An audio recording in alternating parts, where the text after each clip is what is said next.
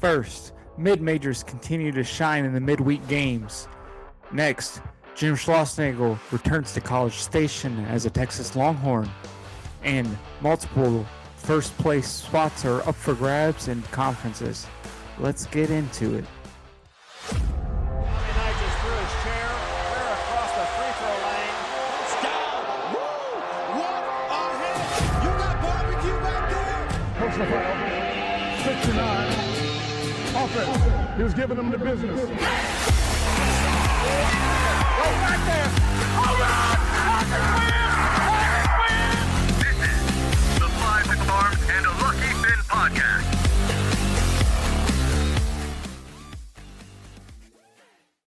Welcome to the show. I am your host, Jason, your LuckyFin. I am here alone tonight because Kenny could not be here. But no worries, I'm going to give you the rundown for what went on in the midweek this week, as well as discuss a little bit of the upcoming matchups this weekend. So we got a lot on our plates. Let's jump right into it. We'll jump first into the midweek games. So first, we had some big games go down this week. Florida and Florida State. Florida was able to take it from Florida State with a first home run from Hayden Yost in the third inning to open up the scoring. This was the 9-hole hitter, so that's great to see, as well as UF tacking on a few more in the fifth inning with a late push with a 2-run homer by Hunter Carnes from Florida State, but it wasn't enough, and Florida ended up with 11 strikeouts in this game. Also went on, Oregon State beat Washington State on Monday night in an 18-0 one-hitter. It was a combined one-hitter with multiple pitchers, but then they proceeded to lose to Washington State on Tuesday night, 7-6. Rough outing for Oregon State in that game. Ended up making a late push, but could not end up surpassing Washington State. But the 18-0 win really stands out as a good win for them. This is a team that's in the independents. They're not in a conference, so they need every win they can get. They are still in the top 10, but their schedule is not very strong, and with them not being in a conference, this could hurt them late when it comes down to super regionals and getting a top 8 seed and those items. So currently, Portland and Oregon are playing. This is a Wednesday night game, and Portland is winning 13-8. I just wanted to note that. And the big thing about that is Portland and Oregon faced off last week, and Portland won that game as well. So very interesting to see Oregon struggling so much against Portland. Also, we had another great game between Louisville and Kentucky. Louisville made a late push with 2 on and nobody out in the ninth. After getting a run in, they made it 4-2, and then that was followed up by a double play and then a ground out to end the game. So their late push to beat Kentucky was let down. Only 2 hits on the day, and there were 12 guys left on base in this game. So you guys know when it comes to games in baseball, there's some big storylines in the midweeks that we notice a lot. There's batters getting left on base. That happens every day.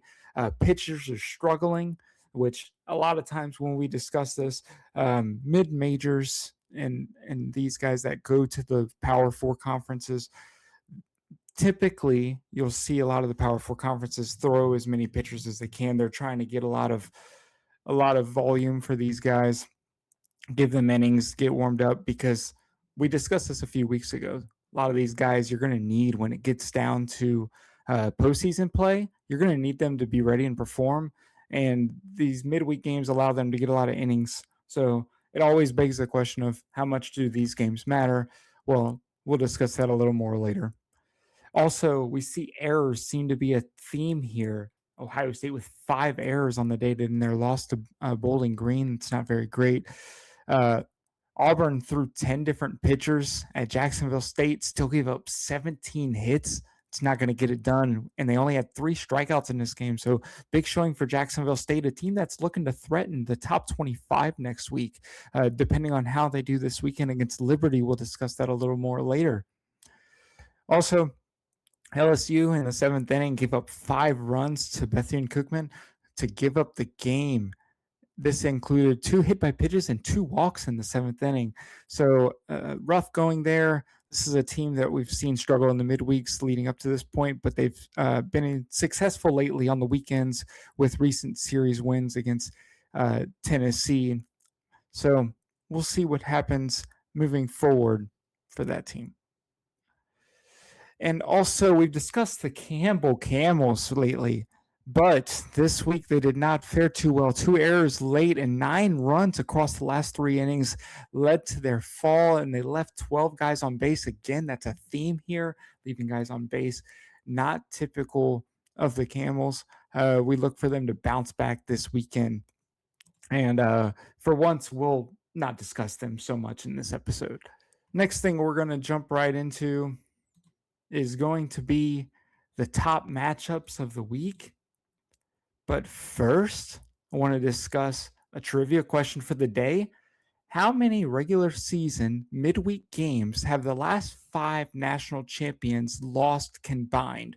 So this is every year since 2021, since the COVID season. All 5 have been from the SEC. We've had Mississippi State, Ole Miss, Tennessee, and LSU has won it twice. So how many midweek games have all 5 of them combined losing in those 5 seasons? So this is going to be a big one. We'll discuss this at the end of the show, so stick around to find out. Next, we have the top matchups this week.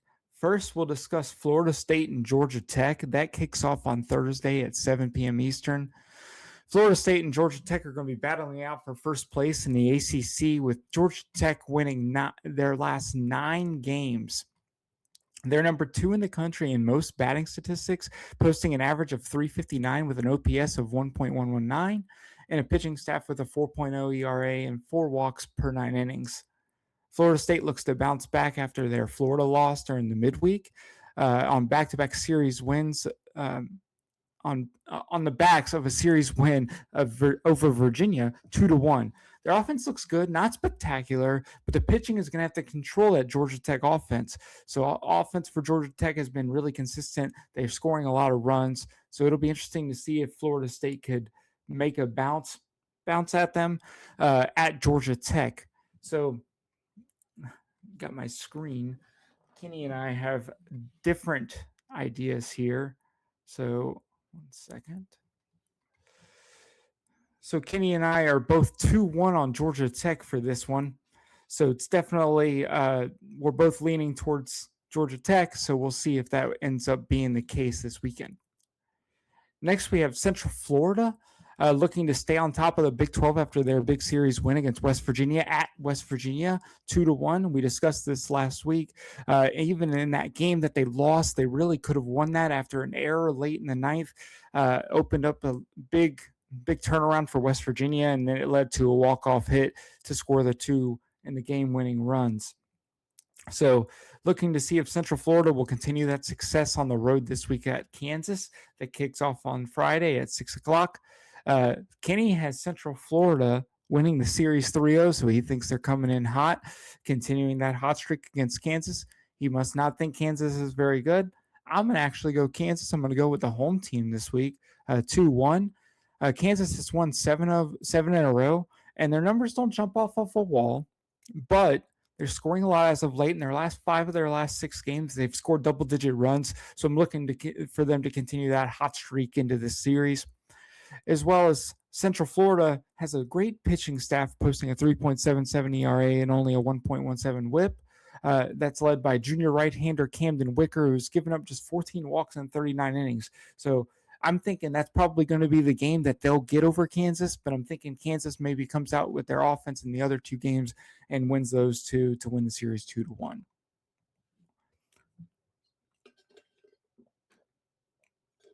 Next, we have Nebraska travels to Oregon. I believe this is their first time traveling to Oregon.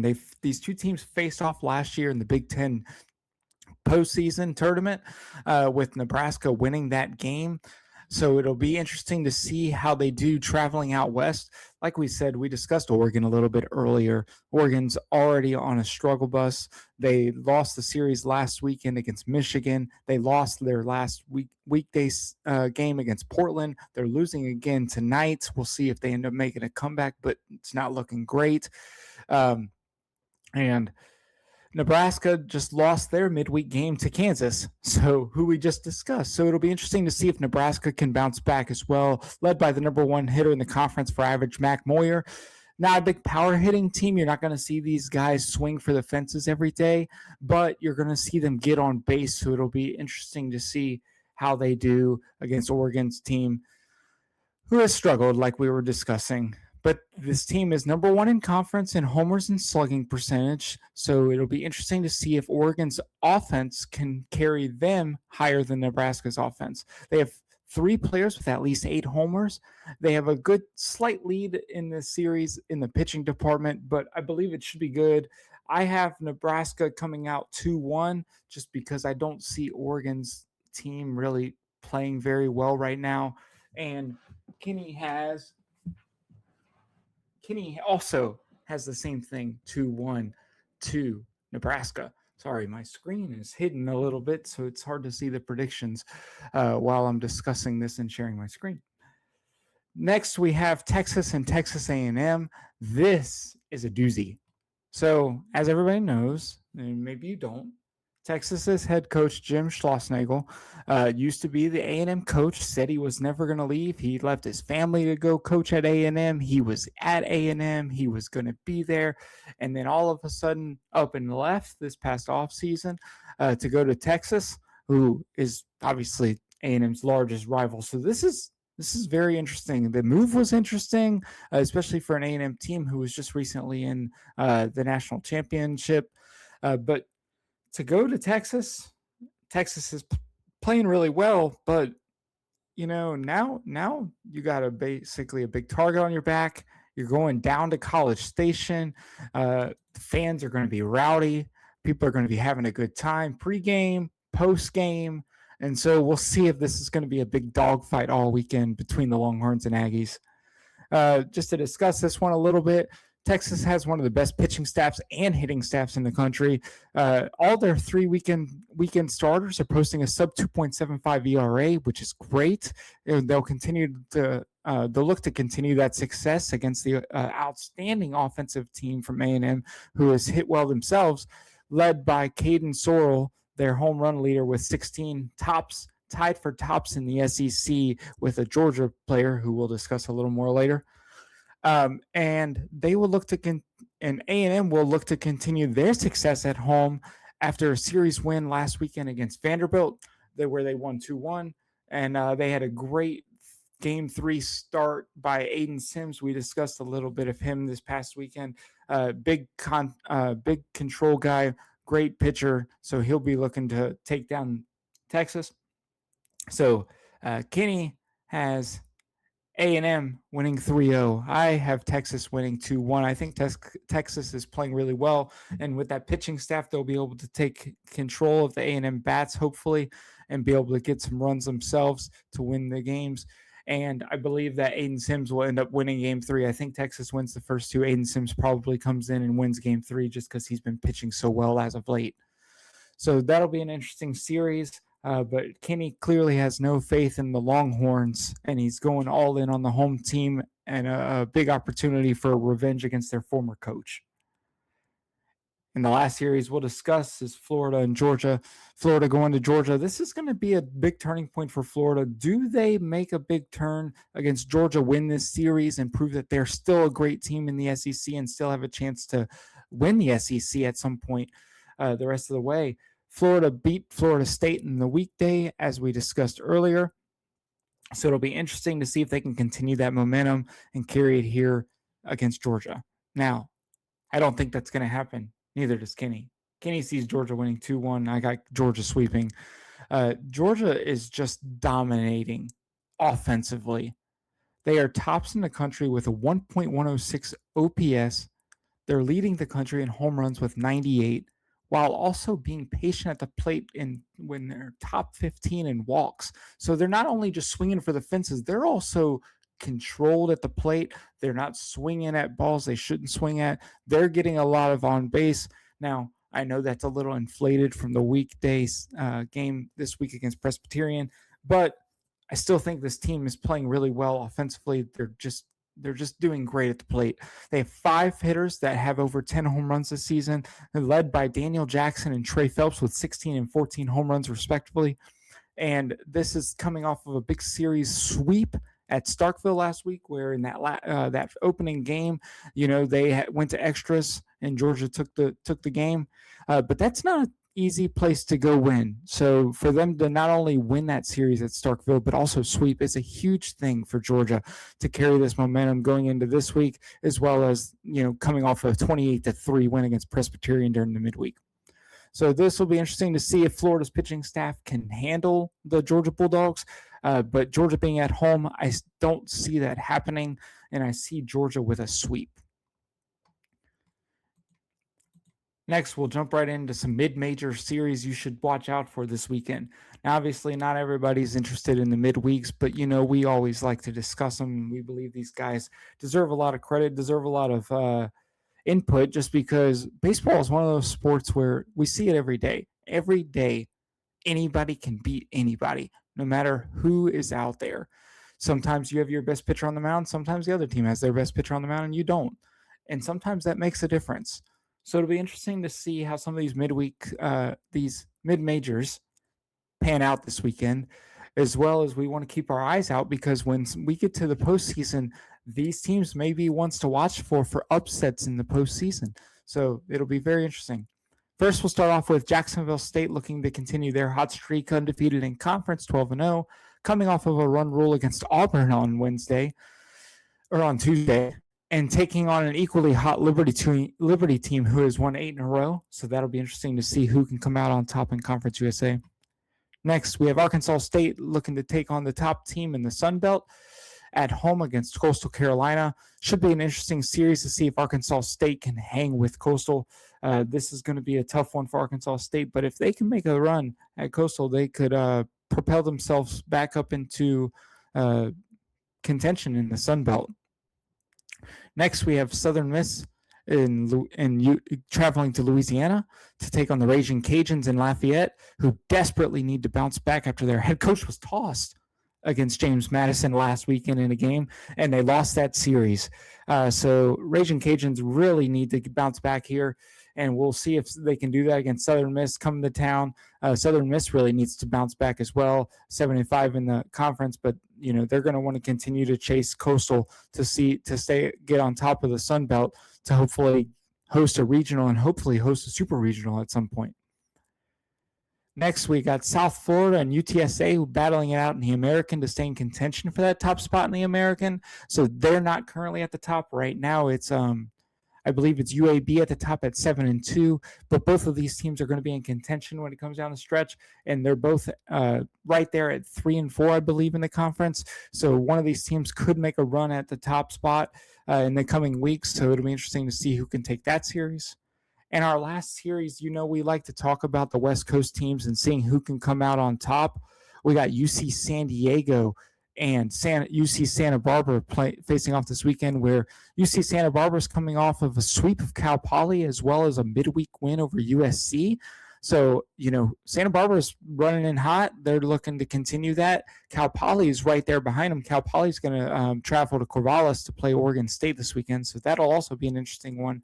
We don't have that one listed here, but will be interesting to see how they can perform out against Oregon State. And UC San Diego has won 5 of their last 6 and currently on top of the Big West at 10-2. So it'll be interesting to see which of these teams could come out. I think UC Santa Barbara is going to come out on top. They're hot right now, so we'll see how they can do. And to end the show, we discussed a little bit about this earlier, the trivia question: how many regular season midweek games have the last 5 national champions lost combined? The answer is 7. So when we talk about do midweek games matter, I think it is a tell if 5 teams that won the title combined for only 7 losses in midweek games. Yeah, I mean, across 5 years, 7 losses, I think it shows that midweek games do in fact matter. Maybe they don't matter as much from a standpoint of you're looking ahead to the weekend and maybe you're not pitching your best pitchers during the midweek. But a lot of times these are the guys that need to eat up innings in the postseason. And if they can't perform well against the mid-majors in these midweek games, How are they going to fare against some of the top competition when we get down to regionals, super regionals, and the College World Series? Even in conference tournaments, sometimes you're on the fringe of being out or in the tournament. Sometimes you need them come in and you need a couple wins in the conference tournament. Can these guys get those for you? This is going to be something that'll be discussed and we'll continue to discuss during the rest of the season as we lead into postseason. But only 7 losses across 5 seasons. And here's the rundown of that. Mississippi State 2021, 0 losses. Ole Miss 2022, 3 losses. At Southeastern Louisiana, 5-1. Neutral site against Southern Miss, 10-7. And Southeast Missouri, 13-3. LSU 2023 had 2 losses. UL Lafayette, 8-5. Nichols, 6-5. Tennessee had 1 in 2024 against Lipscomb, 9-6. And LSU in 2025 last season lost 1 game to Northwestern State, 13-3. So it'll be interesting to see how our mid-majors continue to fare during the midweek and see how the Power 4 teams that are going to be fighting for the national title at some point fare and continue to fare in their midweek games.